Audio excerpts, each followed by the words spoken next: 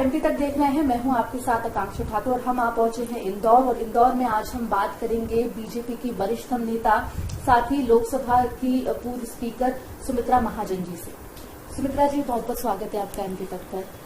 निकाय चुनाव हैं, सबसे पहले उसी को लेकर आपसे सवाल करूंगी, क्या लग रहा है बीजेपी को लेकर? इंदौर में तो भारतीय जनता पार्टी को जीतना है, क्योंकि इंदौर में सालों साल से आप देखोगे कि भारतीय जनता पार्टी की ही निगम, पीछे बीच के कुछ एक साल छोड़ करके भारतीय जनता पार्टी की ही नगर निगम रही है। मतलब मैं जब कॉर्पोरेटर थी, मैं अंडरमन बनी थी 82-83, उस समय भी भारतीय जनता पार्टी की ही हमारे मेयर अपने हुआ था। उस समय के नियम अलग थे, तो एक एक साल का मेयर होता था, तो हमारे ही थे। और उसके बाद से अब आप देखो तो लगातार गत 20 साल से अगर हम कह सकते हैं कि चारों मेयर हमारे ही हुए हैं, भारतीय जनता पार्टी की नगर निगम। और तो इस बार भी मेरा विश्वास है, क्योंकि काम बहुत होते हैं, एक सांगठनिक काम भी होता है कई बार, और विजन के साथ काम होता है। तो इंदौर ने खूब प्रगति की है और इंदौर के लोग ये सब जानते हैं, इसलिए नगर निगम भारतीय जनता पार्टी की ही बनना तय है।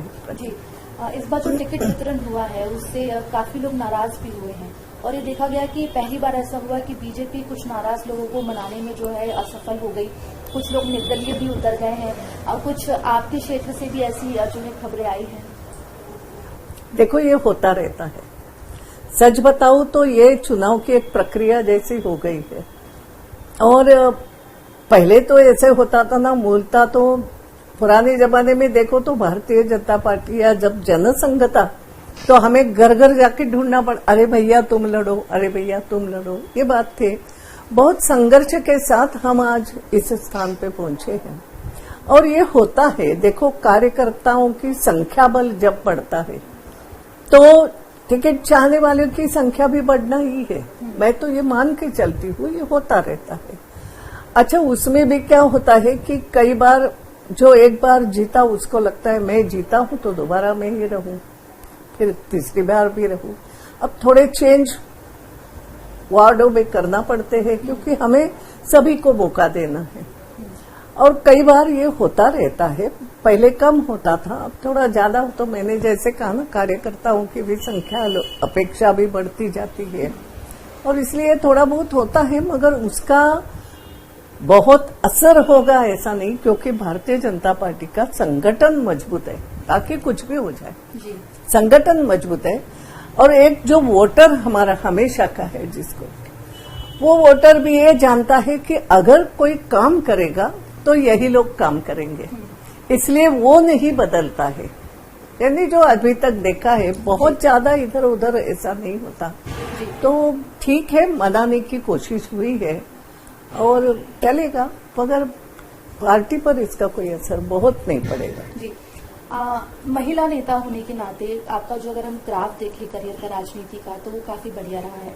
इस बार राष्ट्रपति पद के लिए एनडीए की तरफ से द्रौपदी मुर्मू आदिवासी समाज से आती है, उनको आगे किया गया है। कैसे देखती है इस निर्णय को? मैं तो बहुत महत्वपूर्ण निर्णय है ये।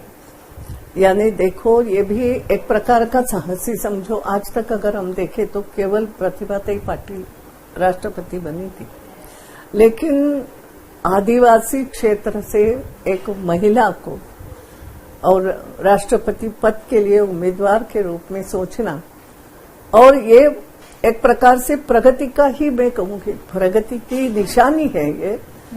और द्रौपदी जी को मैं खुद जानती हूँ, बहुत ही सुलझी हुई महिला है, उससे भी ज्यादा ग्राउंड लेवल से काम की हुई व्यक्ति है, जो साधारण परिस्थितियां जानती है, साधारण स्त्री का जीवन क्या होता है। महत्वपूर्ण बातें जो मुझे लगती है कि साधारण सामान्य स्त्री की जीवन शैली आज क्या है, उसकी तकलीफें क्या है, आदिवासी क्षेत्र में लोगों की महत्वाकांक्षाएं क्या है, लोगों की इच्छा क्या है, ये सब वो जानती है, काम की हुई है। और ऐसे सामान्य घर से आई हुई, क्योंकि मैं ऐसी तुलना नहीं, मगर हम लोग भी ऐसे ही है ना कि सामान्य से निकल करके ऊपर आए, तो वो दर्द को समझने वाली है। और इस दृष्टि से अगर मैं समझूं कि क्योंकि आखिर राष्ट्रपति भी जब राष्ट्रपति भवन में बैठते हैं और उस समय लोकसभा में कानून बनते हैं, कई सारी परिस्थितियां, नीति बनाने की परिस्थितियां सामने आती है, तो भारत के लोगों के लिए नीति बनाने की दृष्टि से एक मार्गदर्शक के रूप में भी राष्ट्रपति का काम होता है, समझती है, विचार विमर्श होता है उनसे।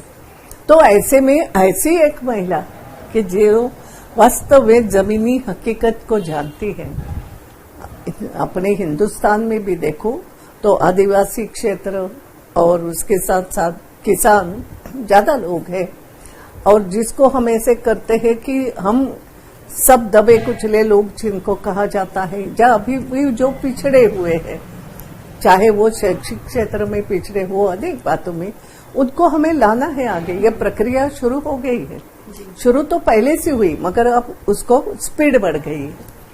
तो ये राष्ट्रपति उसमें भी सहायक बनेगी, और मेरे लिए खुशी ये है, महिला है वो पहली खुशी है। सामान्य घर की महिला है, आदिवासी है ही है, पढ़ी लिखी है, ऐसा नहीं है, पढ़ी लिखी है, अलग अलग इस पे काम की हुई है, अलग अलग स्तर पे, यानी जिसको अपन कहे तो मंडल स्तर पे, जिला स्तर पे, संगठन में भी, संगठन के बाहर भी ये काम करी हुई व्यक्ति है। तो इन सब दृष्टि से उनका जो सिलेक्शन हुआ है, मुझे बहुत बेहद खुशी है इस पर। जी, उमा भारती जी जो है वो लगातार शराबबंदी को लेकर जो है अभियान चला रही हैं। एक महिला होने के नाते और जिस समाज से हम आते हैं वहाँ की एक जागरूक नागरिक होने के नाते आप इस पूरे आंदोलन को कैसे देखती हैं? आपका समर्थन है, और सरकार आखिर इस और कोई एक्शन लेती क्यों दिखाई नहीं देती? अब कभी कभी देखो, मेरे विचार थोड़े अलग है। मैं शराबबंदी के खिलाफ नहीं हूँ, पहली बात। नहीं तो आपको लगेगा, आजकल ये लगता है ना कि टीवी वाले कैसे पेश करें, मैं थोड़ी डरती हूँ उन बातों से। शराबबंदी के खिलाफ नहीं हूँ। कौन चाहेगा कि शराब पिए? कौन महिला चाहेगी मेरा पति शराब पिए? कौन माँ चाहेगी मेरा बेटा शराब पिए? शराब तो कोई अच्छी बात तो है नहीं। लेकिन अब हम जिस एक मुकाम तक पहुंचे, मैं कहूंगी सरकार क्या कर सकती है? सरकार बंदी लगाएगी, खाली बंदिश लगाएगी, सजा करेगी, कई कुछ करेगी। मगर यह इसके लिए बहुत एक अच्छी बात है, उमा जी जिस प्रकार का आंदोलन शुरू कर रही है, यानी उससे सामाजिक जागृति होना बहुत आवश्यक है। समाज जब अपने अपने, मैं कल ही मैं आपको बताऊं, मैं राजेंद्र सिंह जो पानी वाले बाबा जिनको कहते हैं, राजस्थान में पानी के लिए जिन्होंने जोहड़ बनाए, उनकी किताब पढ़ रही थी। तो वो जैसे वहां पानी काम करने गए पानी के लिए कि पानी की तकलीफ दूर करो, लेकिन उन्होंने ये शर्त भी रखते थे, और महिलाएं उसमें आगे आती थी कि उसी गांव में जोहड़ बनाएंगे जहां के लोग शराब के लिए ये लेंगे, शपथ लेंगे, शराब नहीं पिएंगे, तो शराबबंदी भी होगी। तो ये एक प्रकार से मुझे लगता है सामाजिक क्षेत्र के बहुत सारे लोगों ने इसके लिए काम करना बहुत आवश्यक है। शराब को कभी कोई अच्छा तो कहेगा ही नहीं, उससे तो नुकसान ही नुकसान है। और इसलिए केवल हम एक कहे कि सरकार ऐसा करे, तो केवल सरकार ऐसा करे कहने से नहीं होगा। सरकार से डिमांड तो करना ही है, मगर इसके लिए एक सामाजिक आंदोलन खड़ा होने की आवश्यकता है। और ये होता है, समय समय पे हुआ, मगर एक इंटेंसली कुछ करने की आवश्यकता है। जी, जो मौजूदा सरकार है उसके काम से आप कितनी खुश हैं, और कोई अगर आपको नसीहत देनी हो या कुछ और बेहतर करने का सुझाव देना हो तो वो आप क्या देंगी?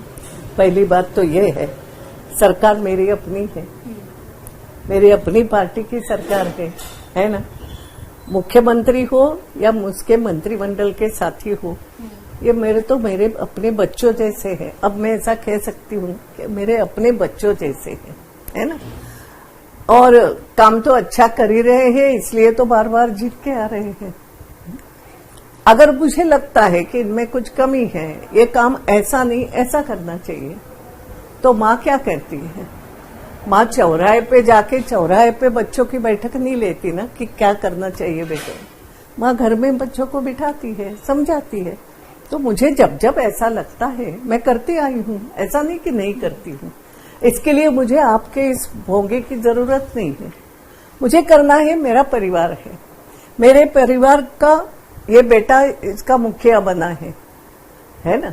और इसलिए मेरे परिवार की ही, भारतीय जनता पार्टी अगर हम एक परिवार है तो मेरे परिवार के लोग ही इस चीज को संभाल रहे हैं। अगर उनमें कोई कमी पेशी है, अगर थोड़े से कहीं वो रास्ते से अलग इस पे जा रहे हो और उससे अगर नुकसान है तो उस रास्ते से मत जाना, ये उनको कहना मेरा काम होता है। जोर से चिल्लाने से तो बच्चा दचक जाता है, तो उल्टा माँ जैसा कहती है ना कि बच्चा खिड़की से झांक रहा है तो तुम जोर से चिल्लाओ तो और ये करके नीचे गिरेगा। तो जा करके धीरे से कट्ठा पकड़ करके वापस आना है। माँ की भूमिका ये होती है, वो करती रहती है। जो आप करते रहती हैं। आपने पिछली बार लोकसभा का चुनाव नहीं लड़ा था, 24 में फिर चुनाव होंगे, क्या आप इस बार चुनाव लड़ेंगे? हाँ, एक्चुअली क्या है कि साधारणतया पार्टी में जब ये चर्चा आई कि 75 के बाद नहीं लड़ना है, कोई नियम बना ऐसा नहीं मुझे मालूम, मगर एक चर्चा आ गई और कई लोगों ने पालन भी किया उसका। मैं भी 75 की हो गई थी और ये मैंने बहुत पहले सही में देखा हो तो 75 के पहले भी मैंने मना करा था। यानी ये जो मेरा चुनाव 2014 का, ये करीब करीब मैंने मन से तैयार किया था कि अब आखिरी कितनी बार लड़ूं मैं, मेरे पीछे भी तो लोग हैं, उनको भी तो आगे आने दो। अगर मैं जैसे अभी कॉर्पोरेशन में मैंने कहा 2 बार 3 बार हो गया, बस बेटा अब दूसरे को लड़ने, तो अगर मैं दूसरे को कहती हूँ तो मुझे भी तो करना चाहिए ये सब। मगर कई बार होता था कि पार्टी में लोग कहते थे नहीं अभी तो आप ही लड़ो, ये आवश्यकता है, नहीं हमें इंदौर जीतना बहुत जरूरी, ऐसी भी चर्चा होती थी। अगर मैं कभी कहूँ चुनाव समिति में बैठती थी कि अब मेरा बहुत हो गया, मगर 2014 में कहीं ना कहीं मैंने मानसिक तैयारी कर दी थी, ये सच बात है, मगर मैं बोलती कम हूँ, बोल के नहीं बताती। और दूसरा, मैं संगठन को महत्व देती हूँ। लेकिन अब मुझे चुनाव नहीं लड़ना, ये अलग अलग प्रकार से मैंने पार्टी के वरिष्ठों से जताया था कि मैं भी अब 75 की हो गई, जब मैं हो गई, क्योंकि ऐसे देखा जाए तो मैं 2018 में ही 75 की हो गई। तो 2018 में ही एक प्रकार से मैंने बड़े 2-3 लोग जो भी निर्णय लेने वाले, उनसे ये कहा था कि भाई देखो मैं भी अब हो गई, जब मैं स्पीकर थी तब की बात कर रही हूँ, तो सोचो कुछ भी। और मुझे लगा ये सोच के मुझे बोलेंगे कि कोई बात नहीं ताई अब इस बार में। यहाँ भी मैं प्रचार के लिए घूम रही थी, जाना तो पड़ेगा ना, क्योंकि लड़ेगी तो पार्टी ना मैं, और मैं यही बोलती थी। आप कई बार उस समय जो मेरे भाषण अगर देखोगे, मैं सम्मेलनों में जाती थी तो मैं बोलती थी कि बेटा ध्यान में रखो, भारतीय जनता पार्टी कोई भी आए चुनाव जिताना है। अब ये कोई भी आए, ये वाक्य मेरा इतना कॉमन हो गया था, मैं बोलती थी कोई भी आए। अब सामने से लोग तो प्रेम करते हैं, नहीं ताई कोई भी नहीं, आप ही। मैंने कहा नहीं ऐसा नहीं, पार्टी को जिताना है। ये अलग अलग प्रकार से मैं बोल रही थी और मैं राह देख रही थी कि पार्टी अब कुछ निर्णय करेगी। अब मुझे बाद में एक थोड़ा समझ में आया और भी वरिष्ठों से चर्चा करने के बाद कि संकोच हो लगता है, संकोच है कई मन में, ताई को कैसे बोले। अब सब लोग ताई बोलते हैं ना, तो बड़ी बहन है, ताई को कैसे बोले। तो मेरे ध्यान में आया कि अरे मैंने तो जैसे हमेशा अकेले में बोलते हैं वैसे मैं बोल चुकी हूँ, तो निर्णय लेने में क्या बुरा है, आपको क्यों नहीं ले रहे उन। फिर लगा कहीं तो भी संकोच है, तो मैंने कहा चलो मैं ही मेरी बात उजागर कर दूं, तो मैंने बोल दिया। तो इसमें ऐसी कोई बात नहीं थी, तो इसलिए मैंने डिक्लेयर कर दिया वन फाइन मॉर्निंग कि भैया अब मुझे चुनाव नहीं लड़ना है, अब जल्दी डिक्लेयर करो इंदौर का उम्मीदवार।